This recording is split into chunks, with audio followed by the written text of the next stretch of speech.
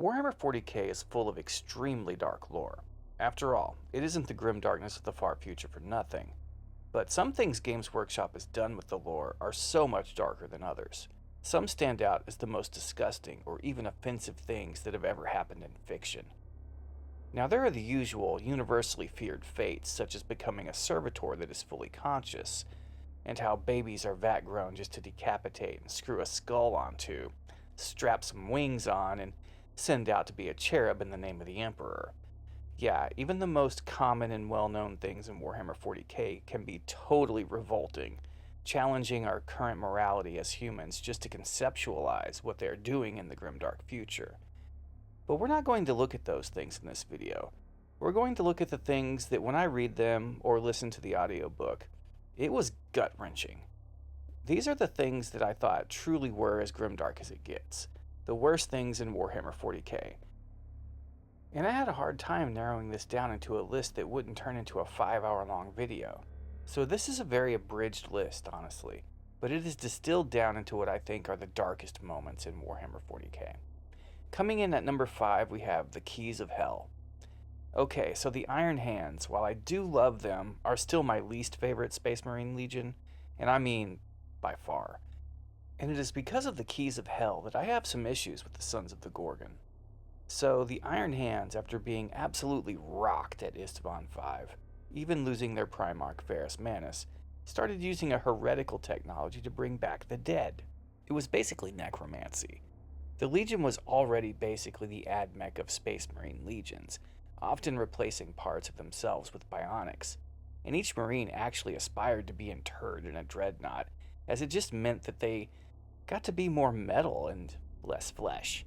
But the Keys of Hell was the name of the seals that Varus Manus put on the forbidden technology that the Iron Hands had access to, but were never to actually use.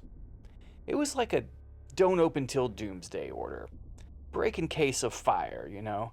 You're never supposed to use it, but if you do, it means things have gotten to apocalyptic, final battle, end times levels. But of course the Iron Hands used it to resurrect Marines from the dead. Replacing as much of their dead brethren as they could with machine parts, they basically created battle servitors who were fully conscious and could speak. They got slower with time and had to be kept in a cryogenic state when not in use. A cyborg, undead army of Astartes resurrected with borderline abominable intelligence, using archaeotech that is basically technomancy. Necromancy for cyborgs, I guess. So yeah, this was absolutely heresy. And these Golas that they made, these undead fighters, were seen as such by the Primarch Vulcan. And you'll see how Vulcan feels about that in my next Primarch video.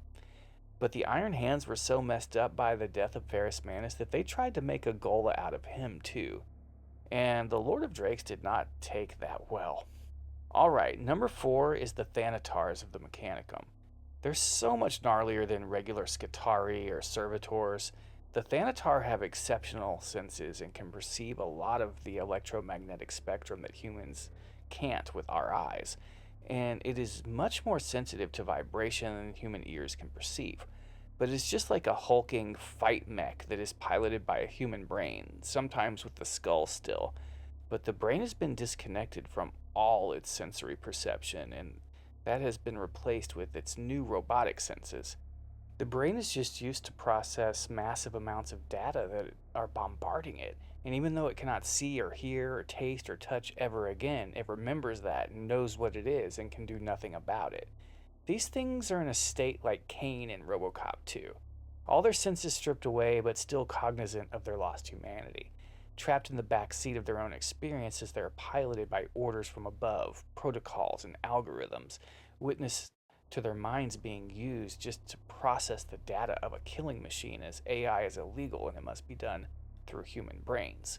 Truly dark, and to me, the worst kind of servitors in Warhammer. Probably the worst cyborg fate in all of fiction. Number 3. And how could this one not be on the list? The Daemonculaba. The means which the Iron Warriors were creating replacements to replenish their fallen and swell their ranks was absolutely disgusting. A lot of people call this one number 1, but for me, The shock factor, well, it was a bit lessened, as they pretty much just stole this one from Dune. Yeah, the Tleilaxu, I think, had a very similar method of breeding. But this is a woman who has been manipulated by sorcery and chaos, mutated, poisoned, mutilated, her womb swollen, and a man shoved inside. They would give birth to what were supposed to be Astartes, but they were skinless. And if they survived giving birth to a full grown space marine tearing out of their womb, they were sewn up and had to do it again.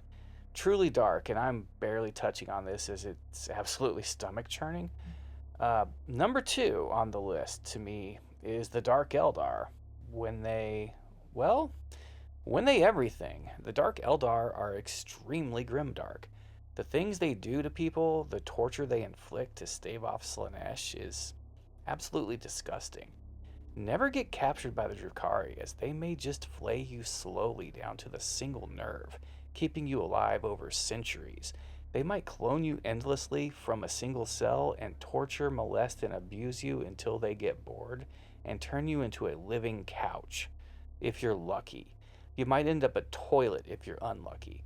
They can keep you alive and in unimaginable pain and or pleasure for centuries. The Dark Eldar make Pinhead and the Cenobites look like novices. I mean, the depravity and horror they can inflict is beyond just about anything I have ever read. And before I was doing this, I was writing horror novels and short stories, even some splatterpunk stories. So I've read and written a lot of that stuff. And it all really pales in comparison to what the Drukhari can do to you. Interdimensional molestation and torture endlessly spread across infinite realities and time as a means of staving off Slaanesh, a sacrifice to she who thirsts. It's just the beginning. You'll be jealous of the guy who was just skinned alive and turned into a fully conscious couch. An eternity of torture beyond comprehension that you'll be begging for to stop within the first second. Dark Eldar aren't just cruel, they're literally one of the worst cosmic horrors in the setting.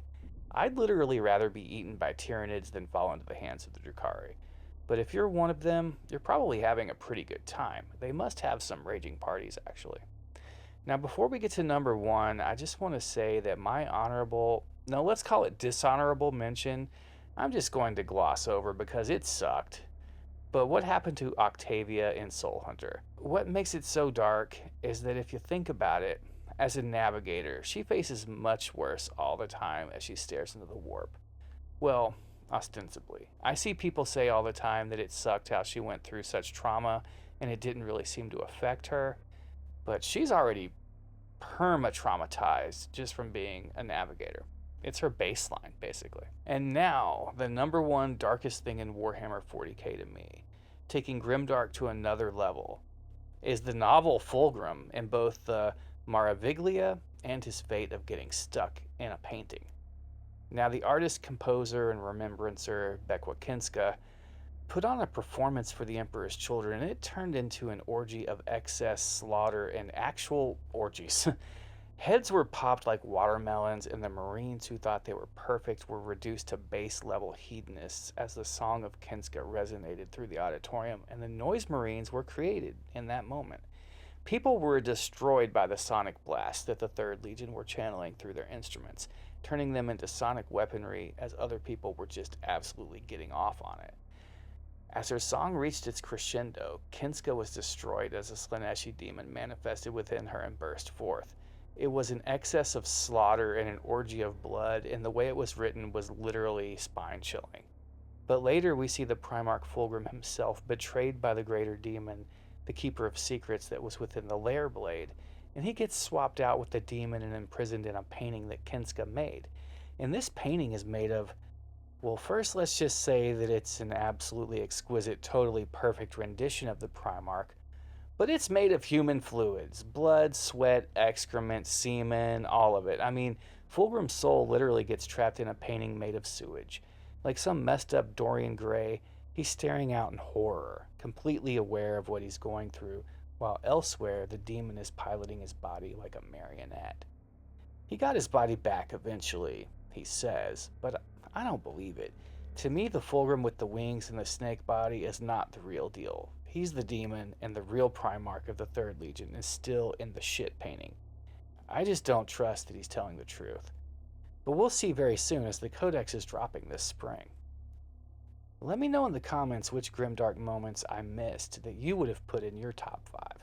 I tried not to touch the obvious ones like the death of the Emperor and how Horus beat Sanguinius down, but Games Workshop have given us a lot of really dark moments, so curious to know what you guys think. Thanks to my channel members Diomedes22, Moose Palace, Jeremy O'Connor, and Alfarius. You guys rock, and thanks so much for supporting the channel.